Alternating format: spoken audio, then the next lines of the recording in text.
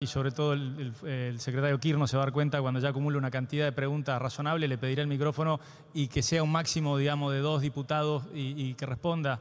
Me parece que es algo dinámico, el diputado Kirchner ya está acostumbrado del 2015 al 2019 y en los últimos, el secretario, podría hacerlo, y en el último año ya ha venido varias veces, así que sabe la dinámica, no discutamos todo. A ver, primero lo específico, ¿no? Porque a veces el fondo hace que, el fondo de la cuestión, no el fondo monetario, hace que perdamos el objetivo prioritario de esta. Cada dos diputados propuso, perdón. Y ahora está el diputado con la pregunta del diputado Tetas, la del diputado Massot, y después contesta y después seguimos así. Así ordenamos bastante bien. ¿Cómo? No, está bien, pero hizo la propuesta, nadie puso una contrapropuesta y creo que quedó aceptada, por eso. Muy amable, senadora. Siga, diputado. Lo que esta comisión, primero de todo, tiene que resolver es la existencia de necesidad y urgencia. Esto parece algo formal. Yo insisto en el uso anterior de la palabra. A mí realmente no me parece algo formal que en una realidad contemporánea de los últimos años que ustedes quieran, 30 o 40, en donde la Argentina ha caído en la discusión de la legitimidad de la deuda recurrentemente, no es algo accesorio la decisión que tomó el gobierno. Y si bien entiendo que la pueden haber tomado de buena fe pensando que realmente la duración del proceso en el Congreso iba a ser un obstáculo, tengamos presente que acá no están viniendo ustedes con un acuerdo a nivel staff que ya dispara el proceso de discusión y de votación del directorio. Ustedes podrían haber venido con este mismo pedido de autorización hace semanas o hace meses, podrían haberlo incorporado en extraordinarias, se podría haber hecho tranquilamente por ley. E insisto, entiendo su apreciación, secretario, pero créame, y no temo equivocarme con lo que voy a decir, este acuerdo hubiera sacado, o podría sacar, porque estamos a tiempo de corregir, mucho más acompañamiento en las dos cámaras si se discutiera debidamente por ley que como va a ocurrir por decreto. Y insisto, no es algo menor porque vamos a estar sentando un precedente bastante nocivo para algo que yo les creo que quieren fortalecer, pero que esto no ayudaría, que es la credibilidad, la sustentabilidad y la legitimidad de la deuda. Así que permítanme simplemente disentir, no es que no había otro camino, había y todavía hay otro camino, puede ser expeditivo y además más legitimante. Segundo, algo que aún que esto se discuta por decreto, tanto por decreto como por ley, raya la falta de legalidad, es que nosotros discutamos una autorización de empréstitos o de deuda, como le corresponde iniciar a la Cámara de Diputados, sin un techo presupuestario máximo, sin un monto máximo. Es decir, usted bien, con razón, dice que está aclarado el uso de los fondos, está aclarado el plazo, el costo, pero definitivamente no está estipulado el monto máximo. Entonces, por supuesto que acá hay una pregunta y una apreciación. La primera pregunta es obvia, es ¿cuál es el monto máximo? Ni siquiera le pido el monto definitivo, porque entiendo que eso puede ser parte de la negociación que ustedes vayan a encarar. Si es que lo tienen, fenomenal. Pero si no, el monto máximo que ustedes pretenden que nosotros les autoricemos, eso no está presente en el decreto. No estamos a tiempo de corregirlo si esto se quiere someter a votación mañana, pero si ustedes son funcionarios públicos, están en el Congreso de la Nación y su palabra tiene valor, de manera que están a tiempo y ayudaría mucho a la discusión que nos respondan cuál es el monto máximo. Si además quieren responder cuál es el monto final, mejor aún, pero de mínima el monto máximo, porque si no es aún más difícil acompañar cualquier discusión, insisto, sea por decreto o sea por ley. Si nosotros votáramos esto así nomás, ustedes tendrían una autorización para pedir un valor que triplica o cuadriplica lo que se está hablando en torno a los 15 o 20 mil millones de dólares. Y es importante saberlo. Una pregunta conceptual y después, como el diputado Tetas hizo, voy a hacer 4 preguntas muy concretas.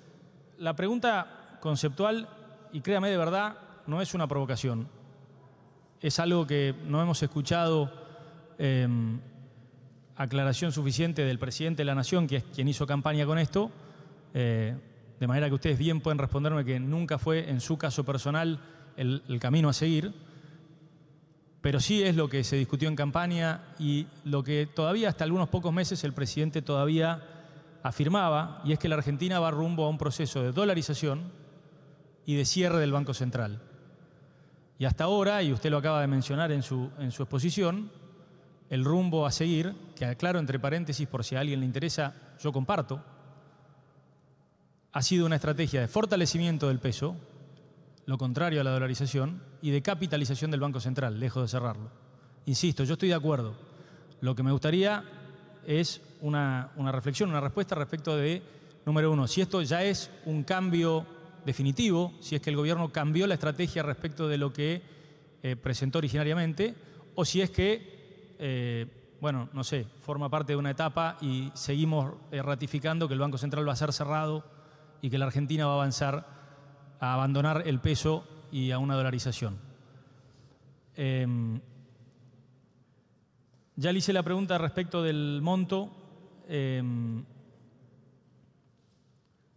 La segunda es respecto a la estructura de desembolsos, el reparto en el tiempo, si es que va a haber un adelanto más fuerte y después cuotas sucesivas, si van a ser trimestrales, en fin.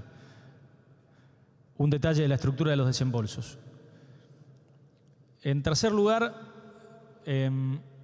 respecto del uso de los fondos, ¿cuánto va a ser destinado a la capitalización del Banco Central o a la compra del EFIS y cuánto va a ser destinado a la refinanciación de la operación de crédito? Y si en este último caso es para pagar solamente capital o capital intereses. Insisto, ¿cuánto en cada caso? Y asociado con esto, obviamente forma parte todo de la misma pregunta, y ya lo preguntó, creo, el diputado Tetaz, ¿cuál es el criterio específico con el cual se van a evaluar las letras intransferibles?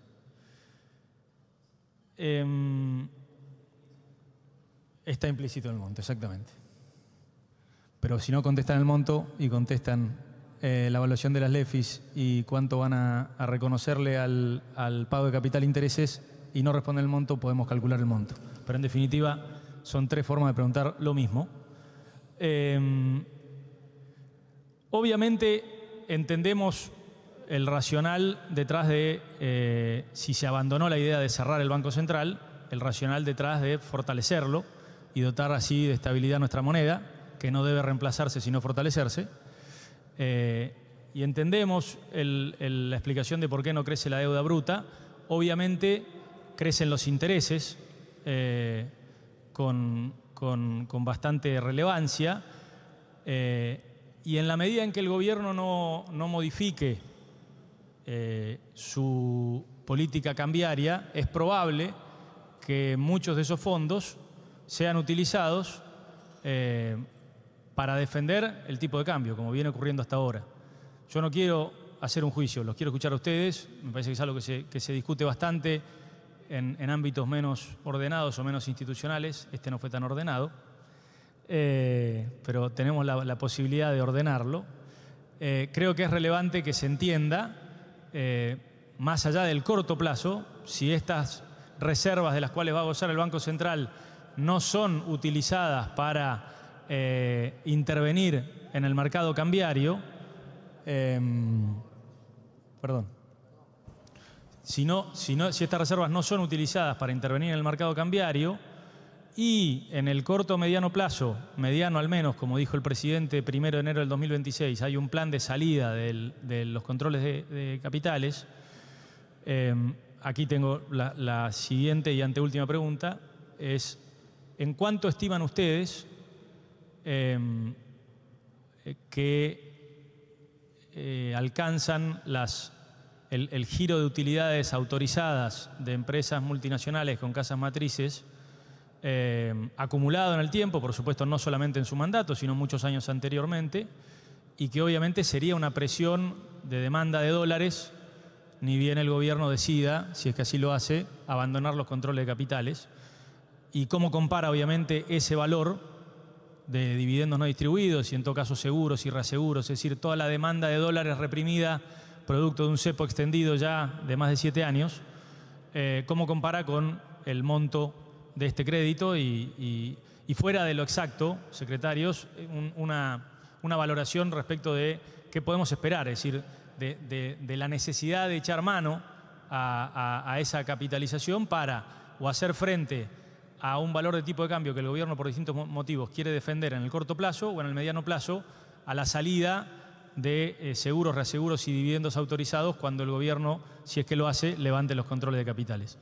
Por último, y esta por ahí debería estar asociada a la primera, entiendo que el fondo, entre las condiciones que suele utilizar para evaluar la oportunidad de un acuerdo excepcional, hay una que refiere, la traducción mía seguramente va a ser inexacta o mala, al fortalecimiento institucional o al ownership o a la legitimidad que tenga localmente esta operación de crédito, y si independientemente de la necesidad y la urgencia, que usted ya nos dijo lo que opina, más allá de que yo creo que no está en lo cierto, si el fondo ya les confirmó que considera que hay legitimidad institucional con este mecanismo. Muchas gracias. Gracias, secretario.